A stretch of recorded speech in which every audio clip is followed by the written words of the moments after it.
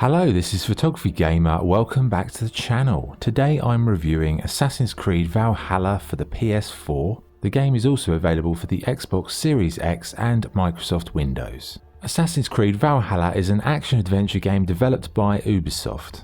You play as Eivor, a Norwegian Viking from the 9th century with the ability to see visions of Odin. Eivor travels from Norway to England to settle, expand and dominate the lands. So what is the game like to play? Well, after the fairly tedious prologue, you find yourself in England, sailing upriver and taking a small piece of land for your own. This is your settlement, which can be built upon, but more on that later.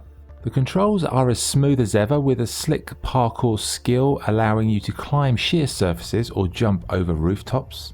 But the biggest change in the game is the combat, which has vastly improved and feels more violent, powerful and visceral than before. There is a stamina system, meaning you have to balance your various strikes and actions mid-combat. Enemies have weak spots you can target, and the ebb and flow of fights feels slick and engaging, which is a much needed improvement as Valhalla is possibly the most combat-orientated Assassin's Creed game in the series.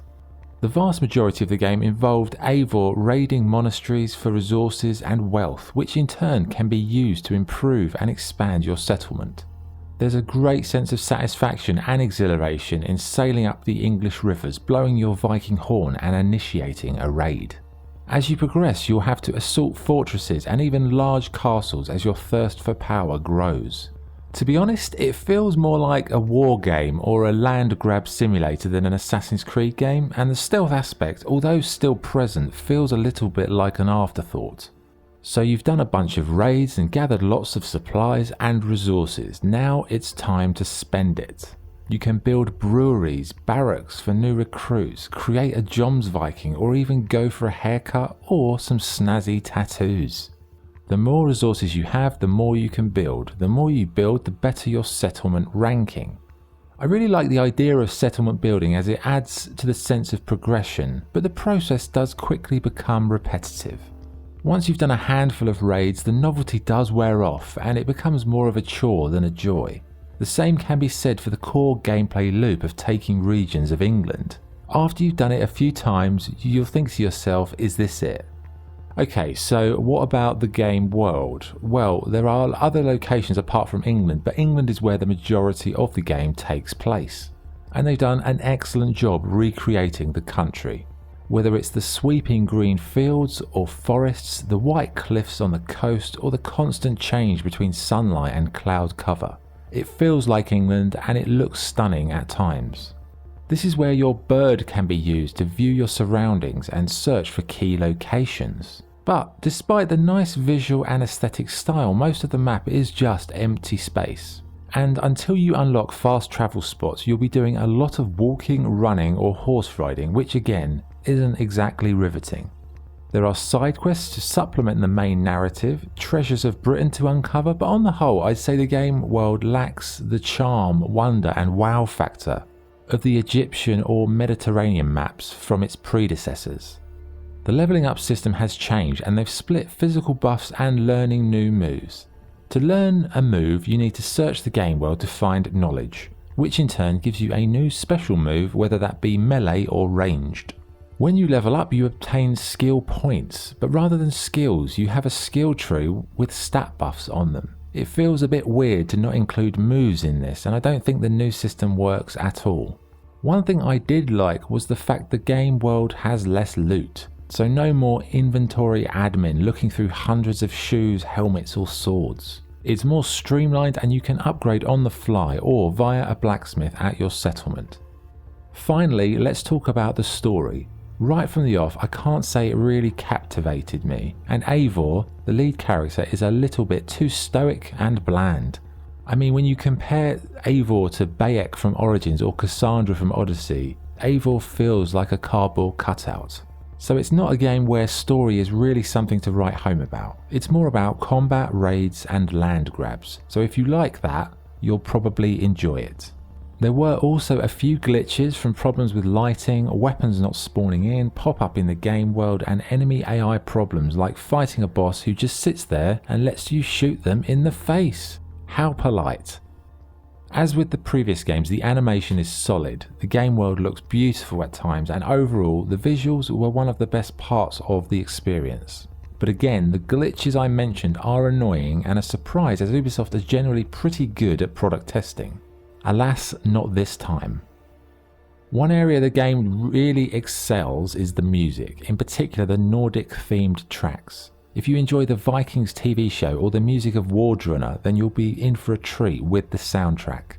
The voice acting does vary wildly, with a handful of good performances mixed in with wave upon wave of uninspired and dialed in performances.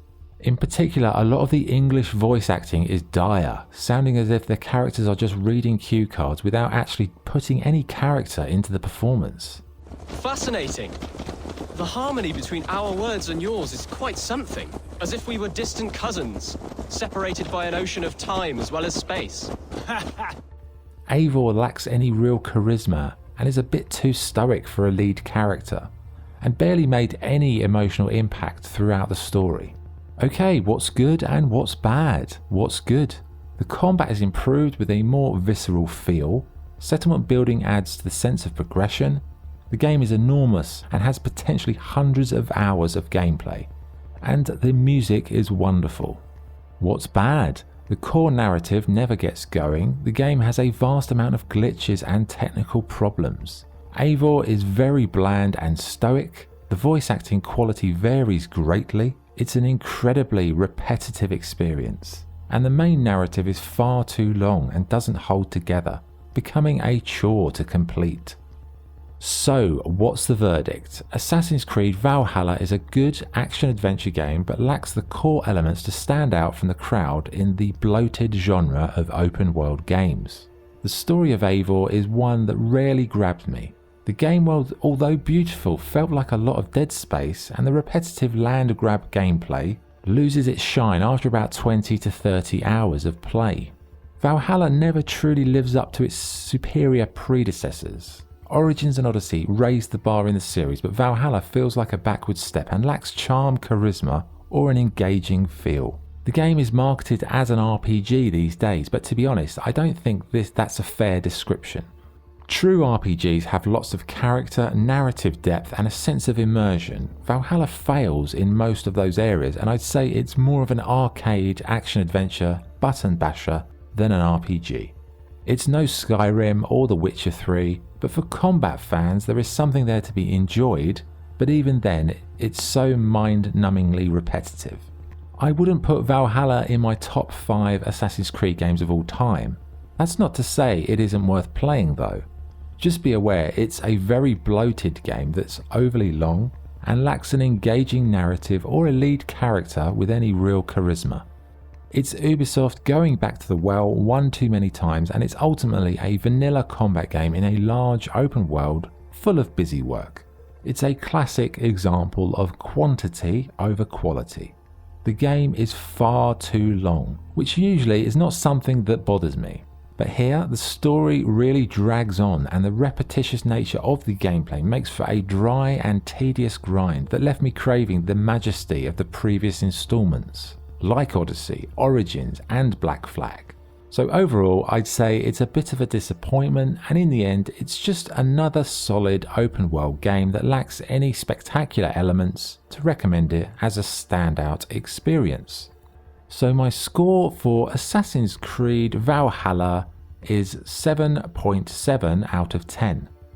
Okay, that was the review. Thank you for watching. If you enjoyed the video, please like and subscribe. This is Photography Gamer signing off. Thank you.